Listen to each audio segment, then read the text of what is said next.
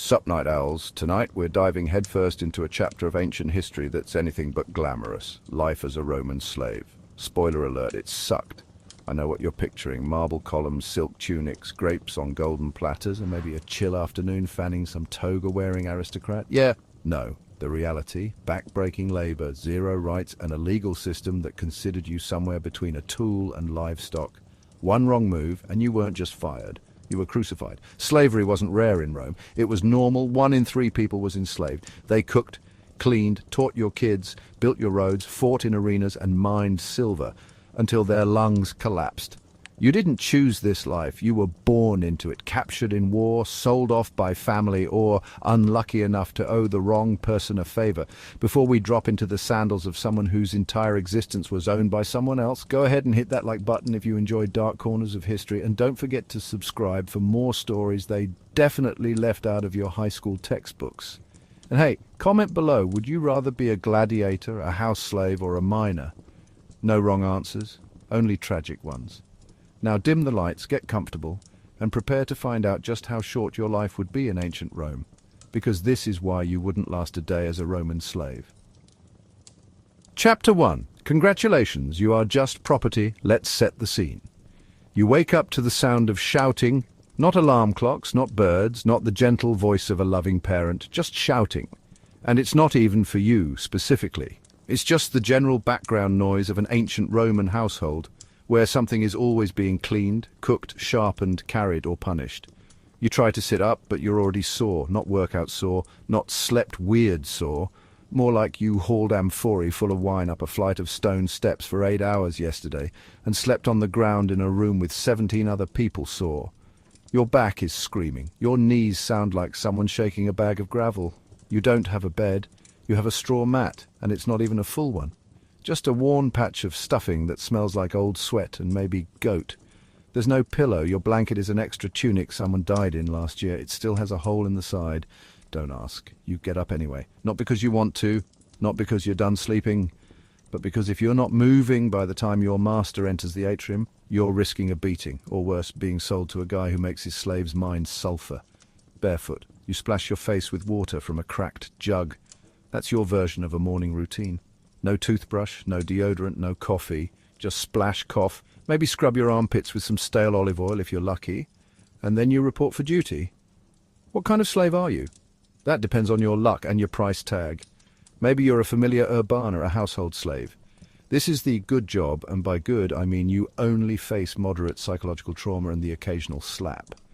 You cook, clean, do laundry, raise your master's children, refill wine cups, and take the blame when something breaks. You sleep on the kitchen floor and hope nobody steps on you. Or maybe you're a familia rustica, a farm slave. Your life is sunburn, cracked hands, and permanent exhaustion. You sow fields, tend vines, dig trenches, and get beaten with a stick if your pace drops below half-dead horse. Or worse, you're a familia gladiatoria, trained to entertain rich Romans by dying slowly in an arena. Think WWE, but real, with actual stabbing and no retirement plan. You fight other slaves, wild animals, and sometimes even machinery. If you win, you get to live another week. If you lose, you become part of the sand. No matter which role you're stuck in, one thing is guaranteed. You don't get to choose. You're not a person. You're property, literally. You have no legal rights. You can't marry, can't own anything, and definitely can't complain.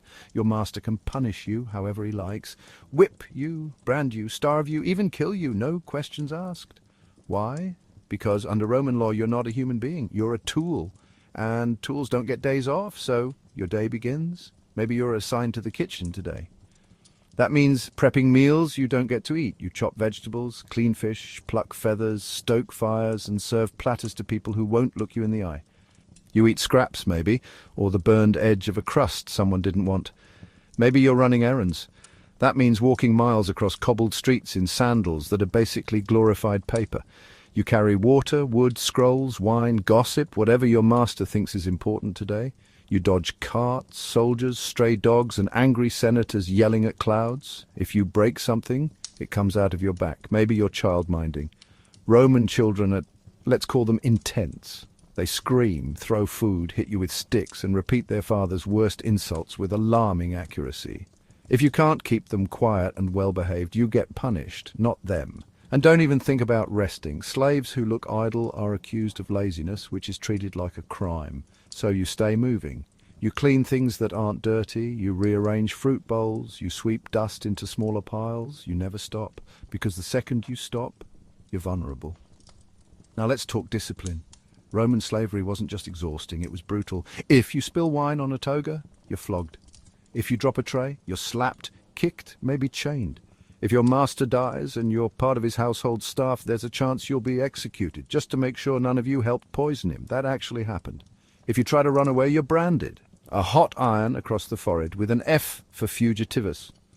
Try it again and you're chained or crucified as a warning to others. But maybe you're one of the lucky ones. You're educated, literate, multilingual. That makes you valuable. You might be assigned to bookkeeping, tutoring children, copying scrolls. It sounds better until you realize your brain is just another tool for your master. You're an extension of his ambitions. If you outshine him, he gets jealous, and jealous masters are dangerous. At night, there's no rest. If your master's throwing a party, you serve guests until your legs give out.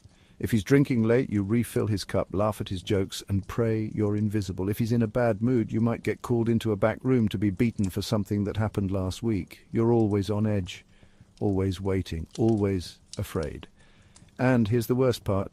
Even if you somehow survive years of this, you don't really get out. Your best-case scenario is manumission, where your master decides out of guilt or boredom or paperwork to set you free. But even then, you're not a citizen. You're a freedman, still marked by your past, still expected to serve your former master, still looked down on by society. And if you mess up, you can be re-enslaved. That's right, freedom is conditional. So yeah, you wouldn't last a day. Not in this system, not in these chains, not with your sanity intact. But don't worry. Most people didn't either. They just stopped being people long before they ever got the chance. Chapter 2, Morning Orders and Public Beatings. You wake up, not because you're rested, but because the shouting has reached an urgent pitch. Some poor fool dropped the laundry water again. You don't even know what time it is. The sun hasn't crested the roof tiles, and your joints are already auditioning for a horror show. Welcome to your second hour of being awake. First hour was mostly just breathing and regretting existence. You pull on your tunic, the same one you wore yesterday and the day before that, and possibly the one a now dead slave was wearing a month ago. It's got a hole under the arm, 2 stains no one talks about, and smells like failure. You're not allowed shoes indoors. Slaves go barefoot inside the villa. Outside you wear sandals made from the dreams of papyrus and disappointment. You're summoned to the atrium. The master is there. He's in his early 40s, wears a white toga that costs more than your entire existence, and smells like wine, bread and power. He doesn't speak to you. He speaks at you. He runs down the day's assignments while chewing olives and pointing with a bronze stylus, like he's directing traffic made of misery. Today's orders? You're on latrine duty. Again. Oh, and you'll be escorting his cousin's son to the bathhouse later. He's 14, violent, and believes kicking people is how you say hello. And don't forget to rub oil on the master's back before dinner. If it's too cold, he'll slap you. If it's too hot, he'll really slap you. There's also a new slave in the household, a young man from Gaul, muscular, tall, doesn't speak Latin, and already bleeding from the mouth because he didn't understand a command fast enough. He gets flogged in the garden just to make a point. You're told to clean up the blood. It's still wet on the stone when you're scrubbing it with a rag that smells like vinegar and fear. Around you, the villa is coming to life, but not in a good way. Other slaves are running trays to the triclinium where guests are coming for breakfast. One girl spills honey on her tunic. She gets cuffed so hard she falls into the mosaic floor. The sound is sickening, but no one reacts. You step around her. If you help, you might be accused of slowing things down. You head toward the back storeroom where you're supposed to collect oil jars, only to find 2 slaves arguing over who gets the last uncracked amphora. The steward appears mid-fight, grabs one by the ear and throws him to the floor. He orders the other to take the jar, and then has both whipped just in case they were wasting his time. Discipline isn't about justice, it's about performance. Your master doesn't want obedience, he wants fear that looks good in front of guests. If someone's punished publicly, it makes him look powerful. Doesn't matter if the mistake was real, reality is negotiable. Pain is not. You head to the courtyard and spot a slave chained near the dog pens. You don't know his name, you just know he tried to run. They've kept him there for 2 days, giving him water and bread crust to keep him alive, just long enough to make an example out of him. The kids in the household like to throw things at him. For fun, you move on. Later, you're escorting the cousin's son to the baths. He demands you carry him piggyback part of the way because he's tired from existing. You do it. He weighs about as much as a sack of grain, but talks more and kicks harder. At the bathhouse, you strip and go in with him because you're not a servant. You're a shadow. You stand in the hot room while steam melts your will to live. He calls you names. You smile. Barely. Afterward, he steals your towel and makes you walk back half damp. You're lucky it's not winter. By the time you return to the villa, you have exactly 12 minutes to prep the oil for the master's massage. You heat it carefully, check the temperature, pour it into the bronze bowl, and enter the room quietly. He grunts. That means begin. You rub oil into his shoulders while he vents about politics. You agree with him no matter what he says. You nod, you keep eye contact, but not too much. You answer questions quickly, but not too quickly, or he'll think you're being sarcastic. He says your hands are dry, that's your fault. He says you pressed too hard, that's your fault too. You finish the massage without getting hit, that's a win. You clean up the dishes from lunch, you sweep the hallway, you carry linens to the wash house, you help one of the kitchen slaves drag a sack of barley into the storage room. Then you're summoned again. This time it's for a guest. The master's friend wants to see the new Gaul, wants to test his strength. They make him lift rocks in the garden while everyone watches and drinks. Someone tosses him a spear. He fumbles it, laughter. Then a whip crack. You don't laugh, but you also don't flinch. That's how you survive. By now, your feet are raw. Your hands ache. Your stomach hasn't stopped growling since sunrise. You're not sure if dinner includes anything for you, but you hang near the kitchen just in case a scrap goes untouched. One of the cooks sneaks you a burned fig. You eat it like it's ambrosia.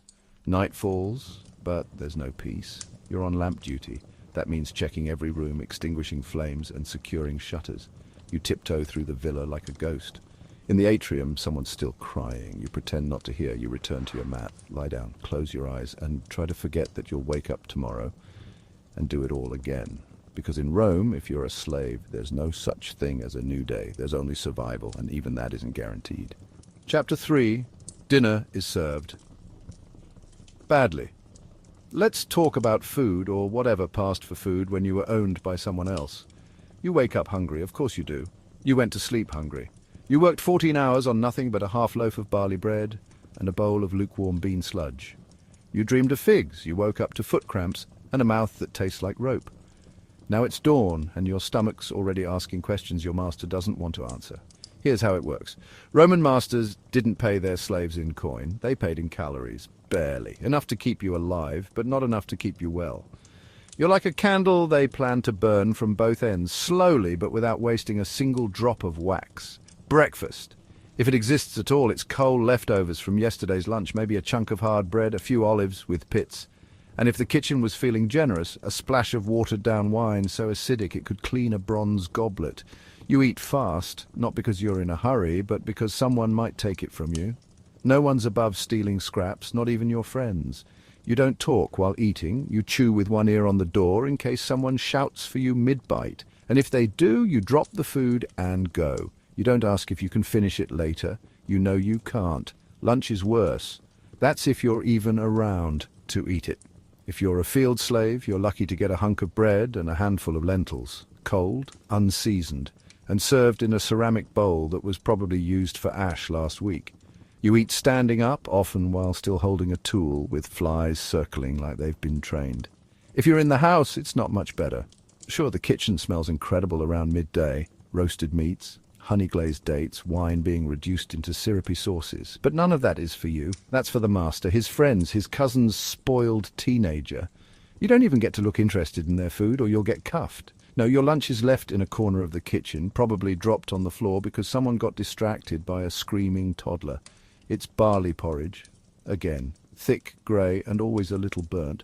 It has the consistency of regret and the colour of stone. You eat it anyway. Because you're starving, you always are. By the time dinner rolls around, your body's running on fumes and spite. If the master is throwing a party, congratulations. Your evening now includes serving wine to senators and noblemen while pretending not to exist. You hold platters of lamb and garum-drenched vegetables that smell so good it hurts your feelings. The guests eat like gods. You, meanwhile, eye the dishes for scraps as you clean them, careful not to look desperate, even though you absolutely are. Sometimes you steal something, just a sliver, a strip of meat, a grape that fell onto the tablecloth. You swallow it so fast it burns, then you pray nobody saw, because if they did, that's a whipping, maybe worse. One slave in your villa lost a finger for swiping figs. Nobody even liked figs, and if there's no party, dinner's still grim. A shared bowl of bean stew, which is generous language. It's hot water with 3 beans, 1 wilted onion, and something that might be a carrot if you squint. You sit on the floor with 10 other slaves, passing the bowl around like it's sacred. Someone always double dips. You pretend not to care. Meat, forget it. Unless you count the occasional pig knuckle so small it feels like someone shaved it off with a spoon. Cheese, rare. Butter, dream on. And don't even ask about dessert. That's for citizens, not furniture. Sometimes you eat in silence. Other times someone tries to make a joke. You laugh because you're tired. Not because it's funny. On special holidays, the master might throw you a bone, literally, a roasted goat leg from a feast, handed down after everyone else has gnawed it clean. You pass it around, stripping fat with your teeth like wolves. It's delicious and humiliating, but you smile anyway, because smiling means you're grateful. And grateful slaves live longer. Food is survival, but it's also control. Your rations are measured, watched, adjusted depending on your behavior. Did you backtalk? Smaller bowl. Did you work hard? Maybe you get an extra hunk of bread. Did you drop a vase this morning? No food tonight. You get used to the hunger. Eventually you stop dreaming about feasts and start dreaming about bread that's just soft, or stew that has flavor. You imagine holding a bowl and choosing not to finish it. That's the real fantasy. Not full stomachs, but freedom over what you put in them. You learn to chew slowly. You learn to hide food in your sleeves for later. You learn to eat around the mold. You learn what parts of barley bread won't break your teeth. And when you do get something good, some leftover meat, a fresh fig, a slice of soft cheese, you don't celebrate, you eat it like a secret, and hope it doesn't make you remember what you're missing, because hunger is easier than hope, and at least hunger doesn't get you sold. Chapter 4, Dirty Work and Dead-End Jobs. You ever do a job so awful, so soul-crushingly bad that even the rats feel sorry for you? No? Congratulations. You haven't worked as a Roman slave, because once you're in chains, the kind of work you get assigned makes backbreaking labor feel like a luxury. And if you're expecting tasks like folding laundry or fetching grapes, you're not thinking Roman enough. These people built aqueducts with slaves, cities, amphitheaters.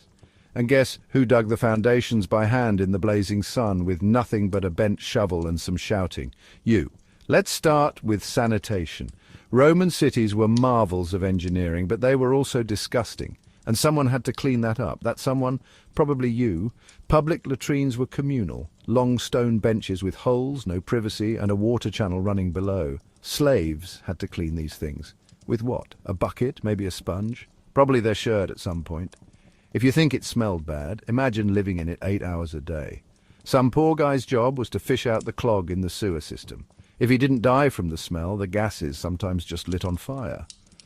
Nothing says Bad Tuesday like being boiled alive under a city you'll never be allowed to live in. Then there's mining. If your master didn't want you anywhere near his nice marble floors, he might sell you to a mining operation. You'd end up underground, chipping away at silver or copper in total darkness, breathing dust that turned your lungs into leather. You slept in the tunnels, ate in the tunnels, died in the tunnels. No one visited. No one checked on you. The only time fresh air hit your face was when they dragged your corpse out to make room for the next guy. And if you weren't strong enough for that, congratulations, you're going to the tanneries. Tanning leather in Rome wasn't some artisan hobby.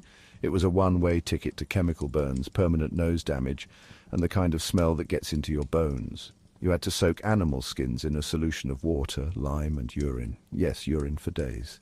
Then you scraped off the flesh with a blade and dried the hides over open fires until you could hardly breathe. You smelled like dead animals and pee all the time. No one sat next to you. Even other slaves avoided you. If you weren't useful in the shops or the fields, you got sent to construction sites. Rome was always building something: temples, baths, forums, statues of guys who yelled a lot, and someone had to haul the stone. You'd be pulling blocks up steep hills using ropes, wood sledges, and hope. If you tripped, you got crushed. If you slowed down, you got whipped. If you complained, that was adorable. Complain again and you got shackled to a wheel until your feet blistered so bad you couldn't walk. Then they'd replace you. Of course, some jobs were more personal. If your master was the kind who thought it was funny to humiliate people, you might get stuck as a toilet assistant. That's not a joke. Rich Romans used slaves to wipe their butts. Ever heard of the tersorium? It was a stick with a sponge on the end. Rinsed between uses in a bucket of vinegar water. Your job would be to hold it, hand it over, clean it, repeat. Just let that one marinate. Maybe your master wants to show off.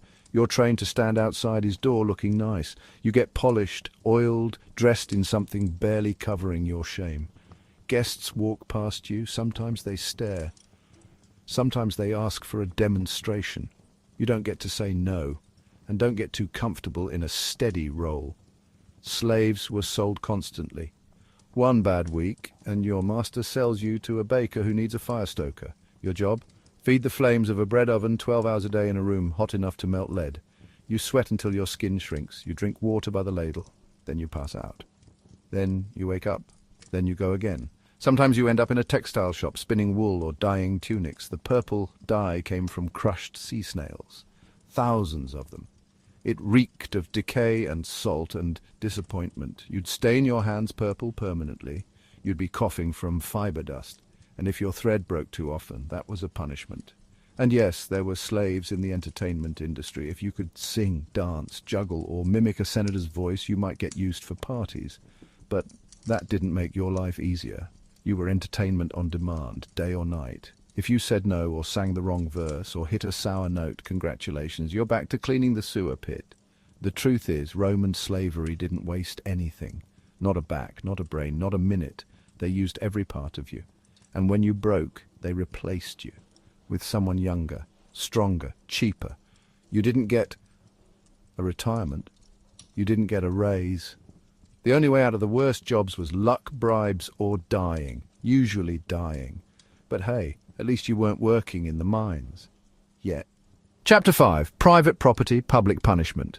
You'd think after a day of scrubbing latrines, hauling bricks, or peeling crust off ancient porridge pots, someone might give you a break. You know, just a nod, a well done, a lukewarm thank you grunt. But no, that's not how this world works. In Rome, if you're a slave, your reward for surviving the day is not being flogged in front of your peers, and even that's not guaranteed. Because here's something Roman society believed in deeply. You had to show your authority. And when you're the property, not the person, showing authority usually meant showing off how far they could push you without technically killing you. So let's talk about punishment. It could be anything. Forgot to bow when a guest walked in, late delivering bath water, your master had a headache and didn't like your face. Boom, punishment. And unlike modern consequences, these weren't things like write lines or go without lunch. No, these were public, painful, permanent lessons in obedience. First, the classic, flogging. Slaves were flogged so often it was basically built into the work schedule. They used whips, rods, sometimes a stick called a ferula, which was about as friendly as it sounds. And it wasn't just about pain, it was about humiliation.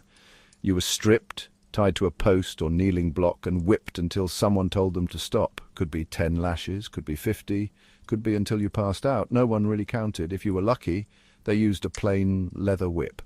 If not, they used one with bits of bone or metal sewn in. That's the flagrum. A whip designed to break skin and make sure you never forget why you're screaming. Then there's branding.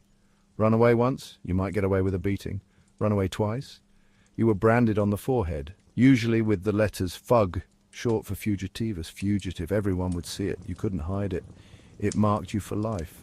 Not just as a runaway, but as someone who couldn't be trusted. And guess what? You still had to do all the same work. Only now, if you were caught resting or speaking out of turn, guards knew to go extra hard.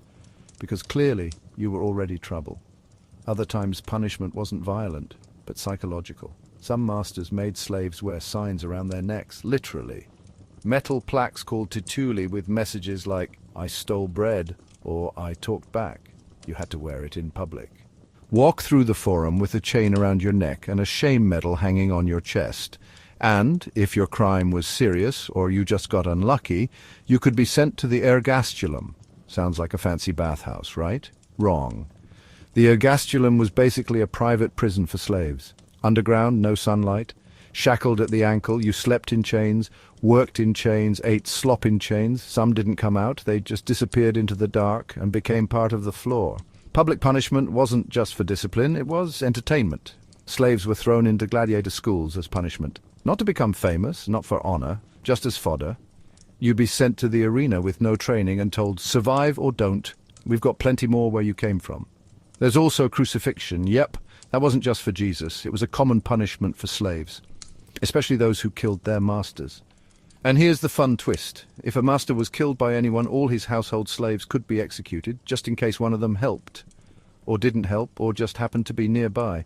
And they didn't just kill you quietly. They marched you out, tied you to a cross, and left you to die slowly over hours or days, in the sun, in public, with people walking past and snacking.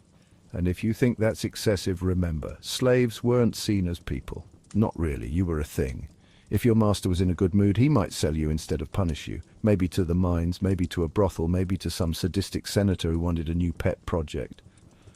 But if he wasn't in a good mood, you were a body with no story, and if you died during punishment, no investigation, no record, just another name gone from the villa's roster. Replaced the next market day. Some slaves snapped, understandably. They rebelled, fought back, ran for the hills. Spartacus didn't rise out of nowhere, but for every one of him there were thousands who died nameless in alleyways or fields. So you learned to stay quiet, to move quickly, to avoid attention. You flinched at raised voices. You never looked a master in the eye. You apologized for things you didn't do because someone had to, and it was safer if it was you. Punishment wasn't just about the body, it was about breaking the spirit. And Rome was very good at it, but hey, you're still alive for now. And that counts for something, doesn't it? Chapter 6. The Illusion of Good Masters. Not all Roman masters were monsters. That's the lie you hear next. Maybe it's from a Roman senator in a toga with just a little too much olive oil in his hair. Maybe it's from some textbook that tries to slip the word paternalistic in like it makes anything better. Oh, but some masters were kind. Some treated their slaves like family. Right, let's talk about what that really meant. You work in a villa, your master doesn't beat you often, he feeds you. Sometimes even gives you leftovers that still have flavor. He says thank you once. He doesn't scream when you make eye contact, and suddenly he's benevolent. A good master. People like to romanticize that kind of arrangement. They say, well, at least it was better than the mines. Like being slightly less abused somehow qualifies as a win. But here's the truth. Being a slave under a good master just meant you were trapped longer, because kindness in this context wasn't freedom, it was a leash made of compliments. Let's say your master decides he likes you. Not in a creepy way, though sometimes it was that kind of like. But in the I think this one's useful way, you suddenly get better tasks. Maybe you help him write letters or organize accounts. Maybe you read aloud from scrolls in the evening because your voice sounds nice when he's drunk. You start to think, hey, I'm trusted, I'm lucky. That's the trap. The more you're trusted, the more you're used. Trusted slaves got extra responsibilities, but no extra freedom. You might sleep indoors now on a mat instead of a stone floor. You might even get better food, which in Roman slave terms means something that didn't die 3 days ago. But you're still watched, always. Even favorites were disposable. Ask one wrong question. Look too long at a visiting relative. Say the wrong thing in front of the wrong person, and poof, you're in chains, or sold, or whipped so hard you wish you'd just been sent to the quarries instead. And if your master really liked you, he might start using your loyalty as a party trick. This is Marcus, he says at a feast. He's a faithful slave. I let him keep the key to the wine cellar. Isn't that right, Marcus? And you smile, nod, laugh when he makes the same tired joke about how you drink more than the guests. You're not allowed to look tired or unamused. You're a servant and a symbol. You represent his wealth, his taste, his generosity. But you're not a person, you're a performance. Now let's talk about manumission. This is the Roman version of you're free now. If a master was feeling generous or guilty or bored, he could legally free you. A letter, a ceremony, a tap with a rod in court, and boom, you're no longer a slave. Sounds great, right? But the freedom was never full. Once manumitted, you became a libertus, a freedman, but you still owed your former master favors, loyalty, sometimes money. In fact, your relationship with him didn't end. It just shifted from chains to expectations. He might demand that you continue to work for him, or represent him in the market, or help manage his estate. And you can't say no, because without his blessing, you're just another ex-slave with no land, no job, and a branded past. You couldn't hold high office, you couldn't marry a noble, you couldn't shake the stink of what you used to be. Romans were all about dignitas, and as a former slave, you had none. You'd be stuck in that strange limbo between respectability and rejection. Other freedmen tried to make it work. Some opened shops, ran bathhouses, or started their own businesses. A few got rich, but even then, they were never truly Roman in the eyes of the elite. Your children could do better, but you stayed in the shadows, and here's the final twist. If your former master changed his mind, or if someone influential whispered in his ear, your freedom could be revoked. That's right, you could be re-enslaved. All that smiling, all that loyalty, all those years of being the good slave, gone. With one bad day. So when people talk about good masters, what they really mean is masters who had enough control over your life to make the whip feel like a reward when they didn't use it. Good didn't mean safe, it meant you got to suffer slower, and you still wouldn't last a day. Chapter 7. Forbidden Love and Other Terrible Ideas. You know what's worse than being a Roman slave? Falling in love while being a Roman slave. Which sounds sweet in a tragic kind of way, like a dusty scroll someone would find and cry over 2,000 years later. But trust me, in real life it's not poetic, it's catastrophic, because nothing in your life belongs to you, not your time, not your body, and especially not your feelings. Let's say for a moment you've found someone. Another slave, maybe. You see each other in the courtyard. You share a scrap of bread during downtime. Maybe you whisper to each other in the dark after everyone else is asleep. It's not much, but it's something, a flicker of light in the constant grey. But here's the problem, that something isn't allowed. Slaves couldn't marry. Legally, you had no right to form a family. Any relationship you had could be broken apart at a moment's notice. Your master could sell your partner, reassign them, beat them, or if he was feeling particularly cruel, use your affection as leverage. You could be punished for love. Not abstractly, literally. Because if he owned your body, he owned your desires. Some masters didn't just tolerate relationships between slaves, they manipulated them. They'd force pairings, hoping for strong offspring that could be raised into more productive property. That's right, children of slaves were also slaves, born into bondage, treated as livestock with names. Imagine having a child, holding them for the first time, and knowing they don't belong to you. They belong to your master, and the worst part, you can't protect them. If your child is strong, they'll be sold. If they're weak, they'll be ignored. If they're a problem, they'll be punished just like you. There's no parental shield, no legal rights. You can't even object. Your affection is a liability, your connection a target. Let's go back to your partner. Let's say you've shared a few quiet months, maybe even longer. You steal moments in the hallway, glance across the courtyard, breathe in sync during nightly chores. It's fragile, but it's yours, and then one morning they're gone, sold, without warning, maybe to a farm, maybe to a brothel, maybe across the sea. You ask where they went. Wrong move. Now you've drawn attention to yourself. Now the master knows you miss someone, and that's dangerous, because attachment is power, and Romans didn't let slaves have power. They might mock you. They might use it. They might assign you a new partner the next week just to see what you'll do, just to remind you that nothing you care about is safe. Sometimes relationships between slaves and masters happen too, rarely by choice. A master could take what he wanted, that included you. Resistance meant punishment. Submission meant silence. And if a child came from that, well, it got complicated. Sometimes the child was acknowledged, sometimes not. But the mother, always still a slave. Even in the rare cases where a master fell in love and freed their slave to marry them, the social backlash was brutal. Rome was a place where bloodlines mattered, status mattered. Marrying a former slave was scandalous. It tainted your lineage. People whispered behind togas. They spat when you passed. So even when love seemed to win, it lost. And yet people still did it. They whispered. They wrote names on walls. They carved initials into pots. They risked everything for a few stolen hours, because even in chains the heart does stupid things. It hopes, but that hope, it'll get you killed. Or worse, watched forever. So yeah, maybe you'd meet someone. Maybe you'd fall for them, but if you think that'll help you survive a day in Roman slavery, it won't. It'll just give you something else to lose. Chapter 8. The gods don't hear you. At some point, after your third beating in a week and your fourth day without proper food, you start asking yourself big questions, like, why me? Or, what did I do to deserve this? Or the classic, is anyone listening? In ancient Rome, the answer to that last one was technically yes, but unfortunately the listeners were gods and they didn't care. See, Romans believed in gods the way modern people believe in taxes. Everywhere, unavoidable and frequently punishing. There was a god for your house, your food, your door hinges, your freaking sewer drain, and for every god there were prayers, offerings, sacrifices, rituals. Most Romans performed them like clockwork, not out of deep faith, but because missing one could mean your roof caving in or your child mysteriously catching fire. But if you were a slave, the gods weren't your problem, they were your masters. And they didn't listen to you. You couldn't lead a sacrifice. You couldn't dedicate a temple. You couldn't call upon Jupiter or Mars or Apollo and expect anything but silence. You might light a candle or whisper a plea in the dark, but everyone, including you, knew it wasn't going anywhere. Because you weren't a citizen, you weren't even a person in legal terms. You were a body that worked. And Roman religion, like everything else, revolved around status.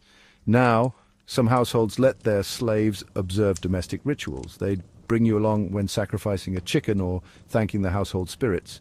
You'd stand in the back, hold the bowl, maybe clean up the blood afterward, but pray? No, that was for the freeborn. You could be more involved in certain cults, like those for Dionysus or Isis or Mithras, but those weren't exactly endorsed by the state. They were weird, foreign, fringe, which made them oddly appealing. A lot of desperate slaves ended up in their ranks hoping for mercy from somewhere, anywhere. Take the cult of Mithras, for example. It was secretive, underground, literally, and had mysterious initiation rites. You might lie in a pit while a bull was sacrificed above you, its blood washing over your body. Not exactly spa day material, but for some it was the only thing that felt like a choice. You joined because it was yours. Same with Isis, imported from Egypt. Her worship allowed women and slaves some measure of spiritual access. You could sing, chant, wear ceremonial garb. It felt sacred, which is probably why conservative Romans hated it. They feared what you believed in more than what you were, because belief gave you hope, and hope made you unpredictable. Still, most slaves didn't get that far. Most were too busy surviving, too busy hauling water or kneeling through a thunderstorm while their master screamed about wine temperatures. To even think about higher powers. You didn't ask for help, you didn't wait for signs, you just kept moving. If your friend got sick, you hoped they died fast. Not because you didn't care, but because suffering without medicine wasn't noble. It was just slow and ugly. You couldn't afford to sit beside them or say a prayer or beg the gods for mercy. You had chores to finish. If you didn't, you'd be next. Some tried anyway. They'd carve names into walls, whisper to Lares, the household spirits, hide charms under their mats. If someone gave birth, they might sneak a pebble under the pillow for protection. If someone died, they might steal a candle to burn near the feet. Tiny acts of rebellion, tiny acts of faith. But they weren't sanctioned. They weren't noticed. At best, they gave you something to cling to. At worst, they reminded you that no one was coming.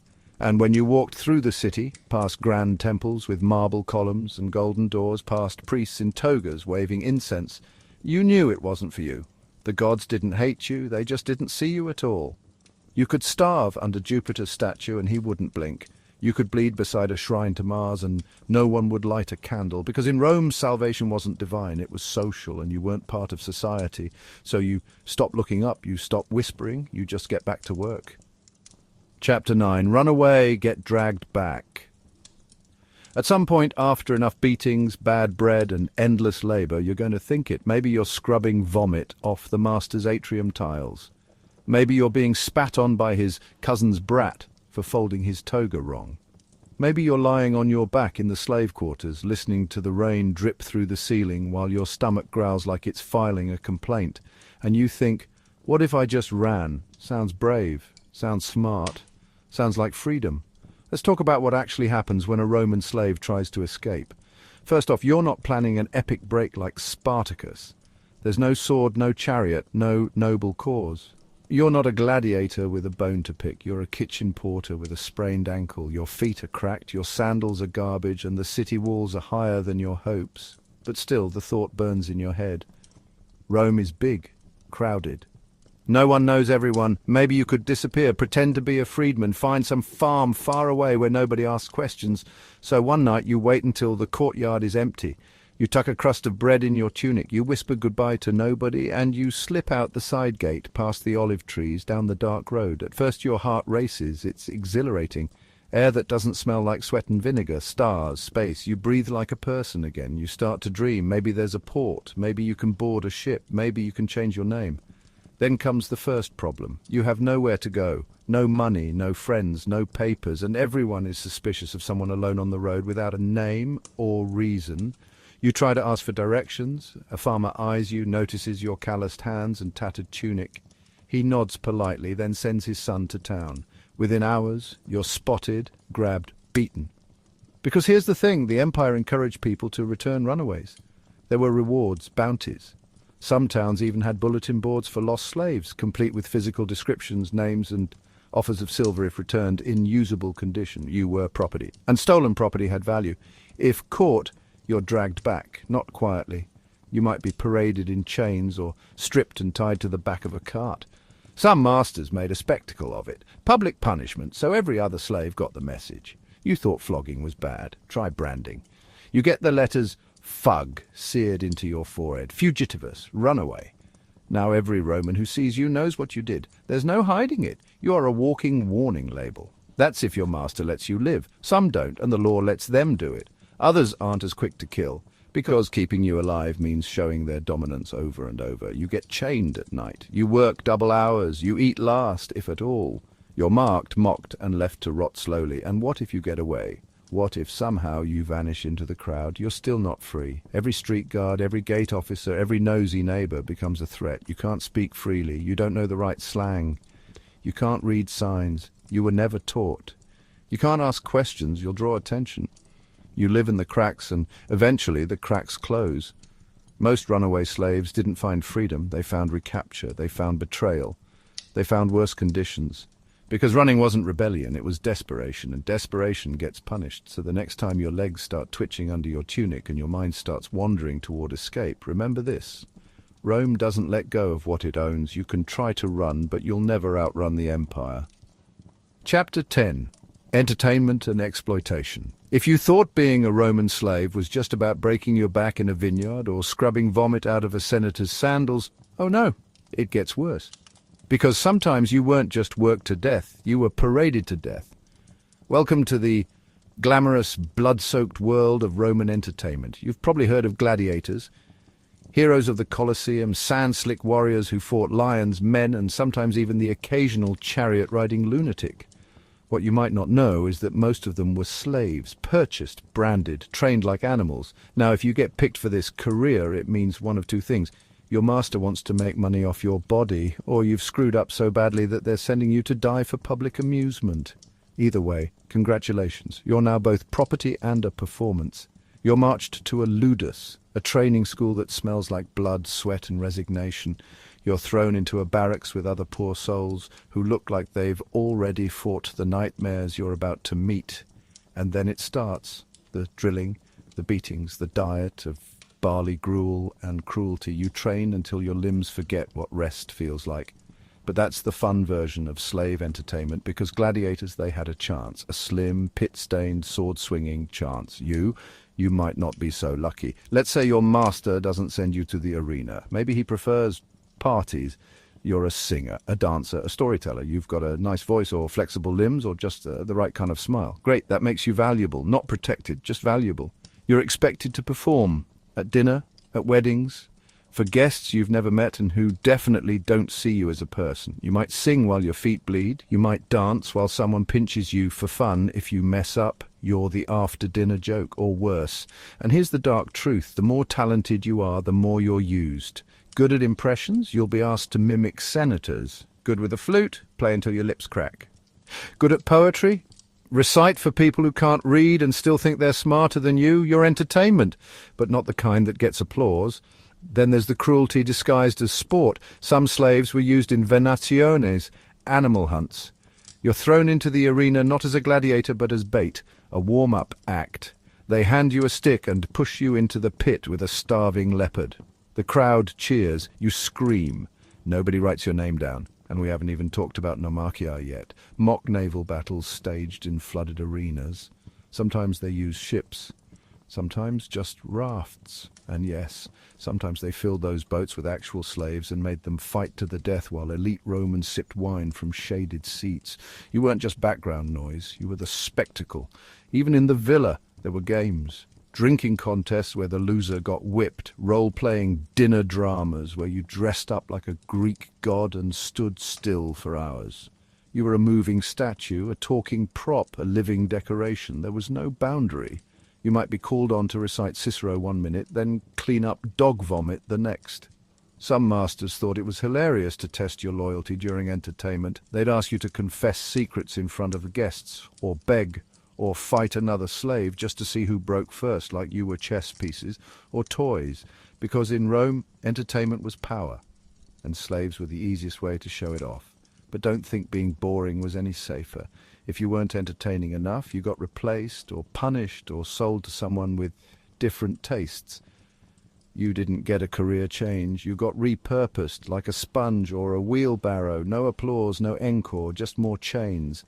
And maybe a bruise shaped like laughter. So if someone ever tells you gladiators were celebrities, remember, most of them never made it past their second match. And if someone says, at least slaves got to enjoy music and theatre, remind them we were the music, and we never got to leave when the curtain fell. Chapter 11. The Price of Freedom and Why You'll Never Afford It. Let's pretend for a moment that you survive long enough to start imagining something dangerous. Not food, not sleep, not even a day off. You start imagining freedom. Sounds nice, doesn't it? No chains, no orders, no more worrying about which part of your body hurts the most, or whether the master's mood will shift like a thunderstorm. You hear stories, you hear about manumission, slaves being set free. You see an old man in the market who walks without limping, and someone says, he used to be a slave. And you think, maybe that could be me. But let's talk about what freedom actually looks like. Manumission, the Roman system of freeing slaves, was real. It happened. Some masters allowed their slaves to buy their freedom, others granted it as a gift, either while alive or posthumously in a will. But don't get too excited. It was rare, it was exceptional, and it almost always came with a price. First, let's tackle the myth that you could just earn your way out. Sure, if you were lucky enough to have a master who allowed it, you could earn small amounts of money. A peculium, a little stash of coins, technically still the master's property, but sometimes allowed to be kept under your name. It's like saving money that someone else can take at any time. So, not great. Let's say your master lets you keep it. Let's say you manage to squirrel away coins by doing extra tasks, winning small favors, or, if you're really resourceful, taking side work on the sly. Years pass. You go without food, without warmth, without medicine, just to stash away enough silver. Then you make your offer. Your master nods, takes the money, and frees you. Congratulations, you're now a libertus, a freedman. But wait, this isn't a fairy tale, because what freedom meant in Rome wasn't what you're picturing. You're not a citizen, you can't vote, you can't hold public office, you can't marry a senator's daughter or run for council.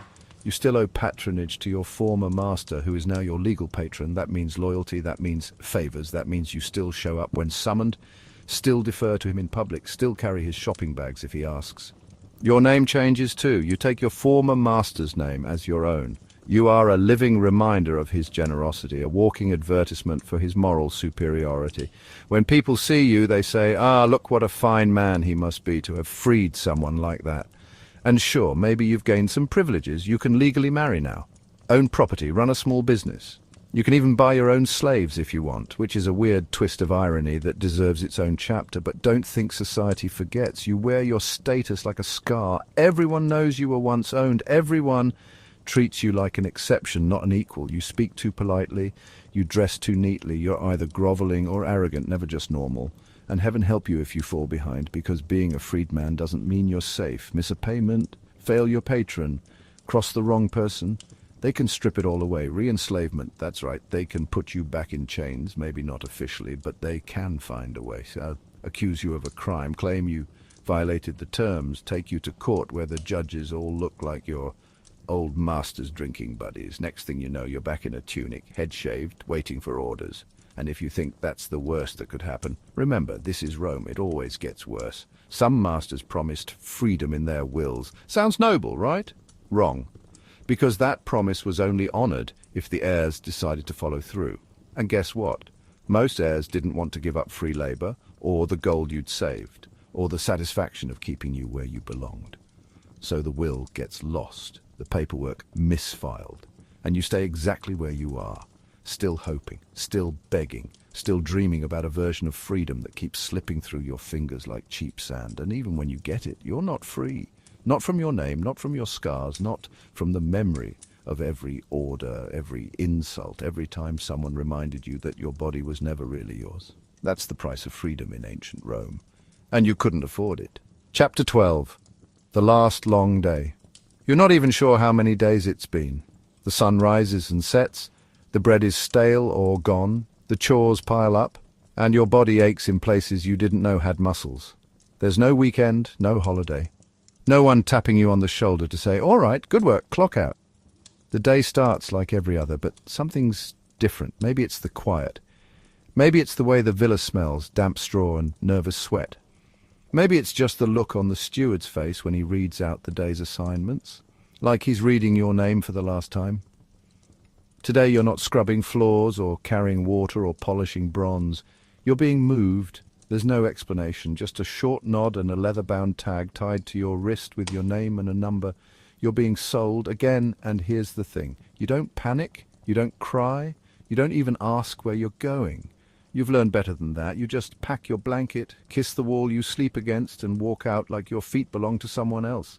They take you to the market. It's loud, bright, brutal. A slab of stone, some dust, and a lot of shouting. You're cleaned up, kind of. They pour a jug of cold water over your head, scrape the dirt off your arms with a dull knife, and slap oil on your shoulders to make your muscles pop. You're meat, and they want it to look fresh. You're lined up next to 4 others. A boy who can't be older than 13, a woman with a limp, a man who hasn't spoken in 2 days, and a girl who keeps smiling for no reason, which makes you more nervous than anything. You don't speak, you don't move. The buyers come, they poke, they prod. One of them asks to see your teeth. You open your mouth, he nods, you're sold, just like that. Your new master is thinner than the last one, paler, but with the kind of eyes that always look like they're squinting at something disappointing. He doesn't introduce himself, he just turns, expecting you to follow. You do, because what else can you do? The new villa is smaller, the walls smell like mold and dog hair. There's one other slave there, a man named Titus, who doesn't smile when he speaks, but still calls you friend. He shows you your duties, the kitchen, the storeroom, the schedule. It's not that different from the last place, except now you sleep in a shed with no door. You're up before the sun again, hauling again, bleeding again. The master has a habit of yelling in the middle of the night, sometimes at no one, sometimes at you. He says you walk too loudly, breathe wrong, think strange thoughts. One day he throws a jug at your head. You don't duck fast enough. The world goes sideways. Titus stitches you up with a sewing needle he found under a floorboard. He says, "You'll live." You say, "I don't care." He says, "That's why you will." You work slower after that, not because you want to, because you can't go faster. Your back spasms when you lift. Your fingers don't close all the way anymore. Your vision flickers. The master notices. He sends for an inspector. They whisper. You catch one word, ergastulum, a prison for slaves too weak to be useful. Titus shakes his head, says, "They don't come back from there." So you work harder. You force yourself to move faster. You stop noticing the pain. You stop feeling the days. You stop dreaming. One morning you wake up to find the master dead. Natural causes, too much wine, not enough heart. Titus finds him first, looks at you, says nothing. The guards come. So do the family. They take inventory, and you're listed like a crate, like a chair. But something strange happens. The heir, some son or cousin or nephew, doesn't want the slaves. Says he's moving to Greece. Says dispose of them, which means sell again. But Titus, old, limping, half-blind, gets left behind. No buyers. You get sold to a merchant. He's loud. He laughs a lot, but not kindly. You work the docks now. You lift barrels. You unload carts. You eat fish guts. You sleep next to rats and wake up with sea salt in your lungs. You think about Titus sometimes. You think about running. You think about ending it, but you don't because you're too tired, because somewhere under the weight of it all, you've decided one more day is still worth it, even if it's the same, even if it's worse, because this is life now, and somehow you're still in it. But don't mistake that for survival, because surviving isn't the same as living, and if you think you'd last a day in this, you wouldn't. You'd crumble by breakfast, so be thankful for your pillows, for your weekends, for your bad coffee and your noisy neighbors, because this was 24 hours in Roman slavery, And you only just made it out alive, so you made it. Barely. You've been beaten, branded, starved, and sold more times than you can count. You've worked through fevers, slept on stone, watched friends vanish, and swallowed hope like it was poison. And somehow, you survived one day. But here's the thing. The people who lived this life, they didn't just survive a day, they survived years, decades, whole lifetimes in chains, building cities they couldn't enter, raising children they couldn't keep, and hoping for freedom they were never promised. So, the next time someone says, slavery was just part of the system, remember, it wasn't a system, it was suffering, on repeat, and you wouldn't have lasted a day. Until next time, be glad you can close the book, because they couldn't.